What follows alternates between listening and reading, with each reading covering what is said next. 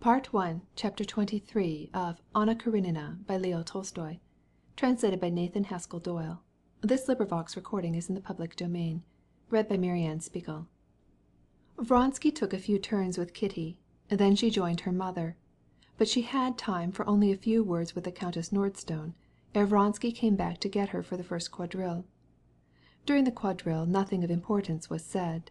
Their conversation was first on Korsunsky and his wife, whom Vronsky described very amusingly as amiable children of 40 years, then on some private theatricals, and only once did his words give her a keen pang, when he asked if Levin were there, and added that he liked him very much. But Kitty counted little on the quadrille. She waited for the mazurka with a violent beating of the heart. She had a feeling that during the mazurka all would surely be settled. The fact that Vronsky did not ask her during the quadrille did not disturb her. She felt sure that she should be selected as his partner for the mazurka, as in all preceding balls, and she refused 5 invitations, saying that she was engaged. This whole ball, even to the last quadrille, seemed to Kitty like a magical dream, full of flowers, of joyous sounds, of movement.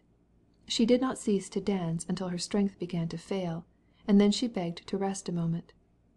But in dancing the last quadrille with one of those tiresome men whom she found it impossible to refuse, she found herself in the same set with Vronsky and Anna. Kitty had not fallen in with Anna since the beginning of the ball, and now again she suddenly saw her in another new and unexpected light. She seemed laboring under an excitement such as Kitty herself had experienced, that of success. She saw that Anna was excited and intoxicated with the wine of admiration. Kitty knew the sensation, knew the symptoms, and recognized them in Anna.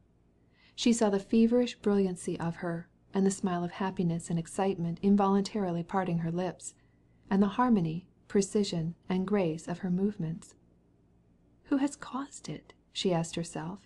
All or one? She could not help her tormented partner in the conversation, the thread of which he had dropped and could not pick up again. And though she submitted with apparent good grace to the loud orders of Korsunsky, shouting "Ladies' chain" and "All hands around," she watched her closely, and her heart oppressed her more and more. No, it is not the approval of the crowd that has so intoxicated her, but the admiration of the one. And that one? Can it be he? Every time Vronsky spoke to Anna her eyes sparkled with pleasure, and a smile of happiness parted her rosy lips. She seemed to make an effort not to exhibit any signs of this joy, but nevertheless happiness was painted on her face. Can it be he? Thought Kitty. She looked at him, and was horror-struck. The sentiments that were reflected on Anna's face as in a mirror were also visible on his. Where were his coolness, his calm dignity, the repose which always marked his face? Now, as he addressed his partner, his head bent as if he were ready to worship her, and his look expressed at once humility and passion, as if it said, "I would not offend you. I would save myself, and how can I?" Such was the expression of his face, and she had never before seen it in him. They talked about their mutual acquaintances, their conversation was made up of trifles, and yet Kitty felt that every word they spoke decided her fate.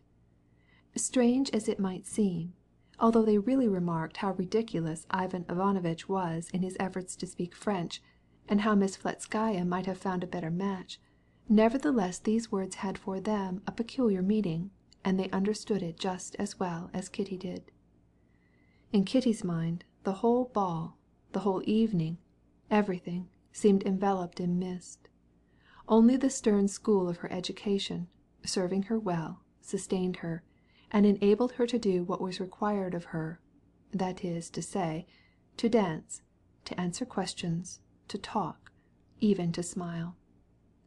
But even before the mazurka began, while they were arranging the chairs and a few couples were already starting to go from the smaller rooms to the great ballroom, a sudden attack of despair and terror seized her. She had refused 5 invitations, and now she had no partner, and there was no hope at all that she would be invited again, for the very reason that her social success would make it unlikely to occur to anyone that she would be without a partner. She would have to tell her mother that she was not feeling well, and go home, but even this seemed impossible. She felt overwhelmed. She went into the farthest end of a small parlour, and threw herself into an armchair. The airy skirts of her robe enveloped her delicate figure as in a cloud. One bare arm, as yet a little thin, but pretty, fell without energy, and lay in the folds of her rose-coloured skirt. With the other she held her fan, and with quick sharp motions tried to cool her heated face. But while she looked like a lovely butterfly caught amid grasses, and ready to spread its rainbow-tinted wings, a horrible despair oppressed her heart. "But perhaps I am mistaken. Perhaps it is not so." And again she recalled what she had seen. "Kitty, what does this mean?" said the Countess Nordstone, coming up to her with noiseless steps. Kitty's lower lip quivered. She hastily rose. "Kitty, aren't you dancing the mazurka?" "No, no," she replied with a trembling voice, almost in tears. "I heard him invite her for the mazurka," said the countess, knowing that Kitty would know whom she meant. She said, "What, aren't you going to dance with the Princess Shtcherbatskaya?" "Oh, it's all one to me," said Kitty. No one besides herself realized her position. No one knew that she had refused a man who perhaps she loved, refused him because she preferred someone else. The Countess Nordstone went in search of Korsunsky, who was her partner for the mazurka, and sent him to invite Kitty. Kitty danced in the first figure, and fortunately was not required to talk, because Korsunsky was obliged to be ubiquitous, making his arrangements in his little kingdom. Vronsky and Anna were sitting nearly opposite her. She saw them sometimes near, sometimes at a distance, as their turn brought them into the figures. And as she watched them, she felt more and more certain that her unhappiness was complete. She saw that they felt themselves alone even in the midst of the crowded ballroom.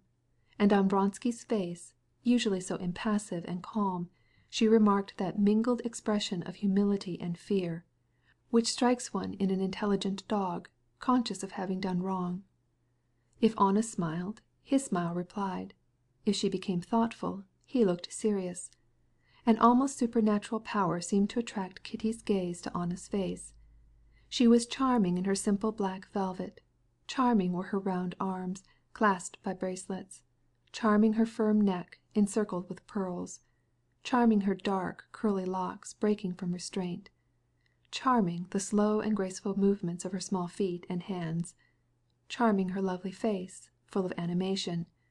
But in all this charm there was something terrible and cruel. Kitty admired her more than ever, and ever more and more her pain increased. She felt crushed, and her face told the story.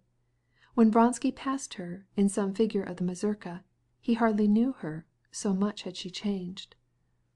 "Lovely ball," he said, so as to say something.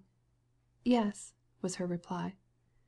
Toward the middle of the mazurka, in going through a complicated figure recently invented by Korsunsky, Anna went to the center of the circle and called out 2 gentlemen and 2 ladies. Kitty was one. As she approached Anna, she looked at her in dismay. Anna, half shutting her eyes, looked at her with a smile, and pressed her hand. Then noticing that Kitty's face, replying to her smile, wore an expression of despair and amazement, she turned from her and began to talk to the other lady in animated tones. "Yes, there is some terrible, almost infernal attraction about her," said Kitty to herself. Anna did not wish to remain to supper, but the host insisted. "Do stay, Anna Arkadyevna," said Korsunsky, as she stood with her bare arm resting on the sleeve of his coat. "Such a cotillion I have in mind, un bijou." And the master of the house, looking on with a smile, encouraged his efforts to detain her. "No, I cannot stay," said Anna, also smiling, but in spite of her smile the 2 men understood by the determination in her voice that she would not stay. "No, for I have danced here in Moscow at this single ball more than all winter in Petersburg," said she, looking at Vronsky, who was standing near. "One must rest before a journey." "And so you are really going back tomorrow?" he asked. "Yes, I think so," replied Anna, as if surprised at the boldness of his question. But as she said this to him, the brilliancy of her eyes and of her smile set his heart on fire. Anna Arkadyevna did not stay for supper. but took her departure.